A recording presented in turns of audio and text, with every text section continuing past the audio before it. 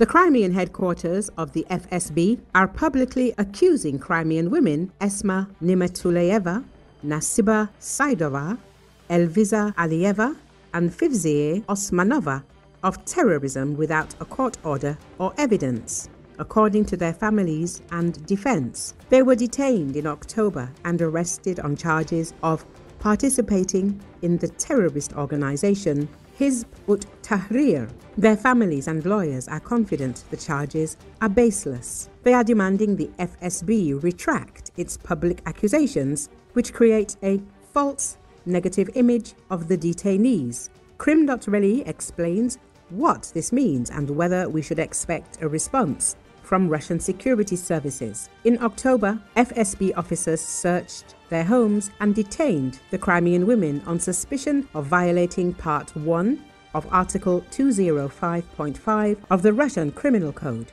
This offence carries a penalty of up to 20 years in prison. This has caused a widespread outcry in annexed Crimea. Relatives of the arrested Crimean women and concerned Crimeans consider this persecution unfounded and unfair. The Russian-controlled Kyiv District Court of Simferopol has remanded Esma Nimetuleyeva, Nasiba Saidova, Elviza Aliyeva, and Fevziye Osmanova in custody for 2 months until mid-December. They are being held in a pre-trial detention center in Simferopol. According to Crimean Solidarity, the women are being held in cold, damp cells, and during inspections, they are forced to remove their headscarves, which they wear for religious reasons. The court ordered their arrest behind closed doors. Even their relatives were barred from the court hearings. This attitude has left many feeling outraged and doubting the validity of the charges. These are Crimean Tatar female students and women under investigation, accused by the security service of terrorism, but without weapons, violence, or any plans for such. The evidence, according to the investigation, consists of recorded conversations and forbidden books, which, according to the girls' relatives, the agents did not hesitate to plant themselves during searches. For many years, Crimea has been handing out hefty prison sentences for such crimes, from 15 to 20 years. But increasingly, people on the peninsula are asking, where is the line drawn between the fight against real terrorism and the punishment for the right to believe, read, or speak differently? Crimean human rights activist Lutfia Zudieva writes on her blog, a coalition of Ukrainian human rights organizations has called the persecution of Crimean women Esma Nimetuleyeva, Nasiba Saidova, Elviza Aliyeva, and Fevziye Osmanova politically motivated and demanded that Russian authorities release them immediately, along with all other civilians imprisoned for political reasons. The FSB special operation was a failure. Those who masterminded it clearly shouldn't be given epaulets and promotions, but rather stripped of them. They had to be so clever at screwing up and clearly hitting the wrong target, causing a stir in society, and not just in Crimean Tatar society. Such ill-conceived special operations aimed at discrediting Crimean Tatars don't work against them, but rather unite representatives of other ethnicities around them.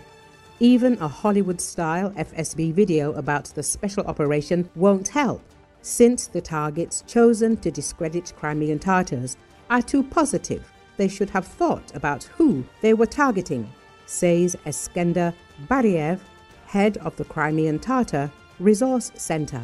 Following the detention and arrest of the Crimean women, their parents and activists traveled to Moscow to petition the Russian presidential administration, the Russian Prosecutor General's office, and the Russian Human Rights Commissioner to take measures to end their persecution and secure their immediate release. The petitions collected 6,500 signatures from Crimean Tatars in support of Esma Nimetuleyeva, Nasiba Saidova, Elviza Aliyeva, and Fevziye Osmanova. The parents of the arrested Crimean women point out that official law enforcement agencies and Crimean media are calling them terrorists, despite the fact that their case has not yet been heard or sentenced. Where is the evidence, the facts, and how can they take responsibility for making such statements? These girls are studying at universities. What right do they have to tarnish their reputation? Without an investigation, a verdict, or evidence, you're accusing them to the world. Who's responsible for this in this country, so that no one in this country is baselessly accused of being a criminal? Otherwise, we can point the finger at anyone and call them a criminal. I myself will find a million such criminals who walk around with impunity in this country and drive Range Rovers. Dinara Iyupova, the mother of the arrested Nasiba Saidova, wrote to Albert Kurchatov, Deputy Prime Minister of the Russian government in Crimea, after her daughter's arrest.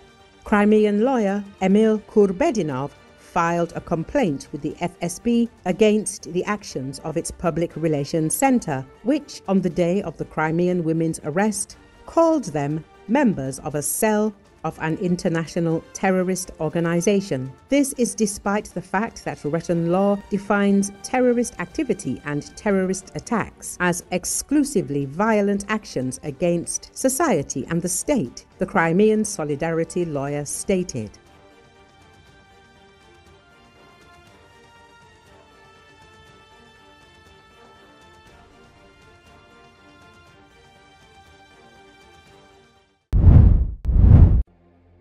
Israel on Saturday returned the bodies of 15 Palestinians to Gaza, hospital officials in the Strip said, a day after Hamas returned the remains of a hostage to Israel under the terms of the tenuous ceasefire agreement in the two-year war. According to Associated Press, the exchange marked another step forward for the tenuous, U.S.-brokered truce. As part of the deal, Israel has returned the remains of 15 Palestinians for each Israeli hostage. The Nasser Hospital in the city of Khan Yunis said the 15 bodies were brought there.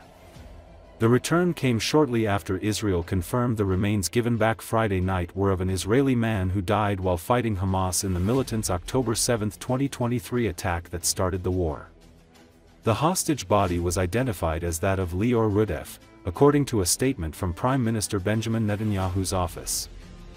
The Hostages and Missing Families Forum said Rudef was born in Argentina and moved to kibbutz Nir Yitzhak, a farming community in southern Israel, as a child. He volunteered for more than 40 years as an ambulance driver and was a member of the community's emergency response team. The forum said he was killed in the Hamas-led attack and that his body was taken to Gaza.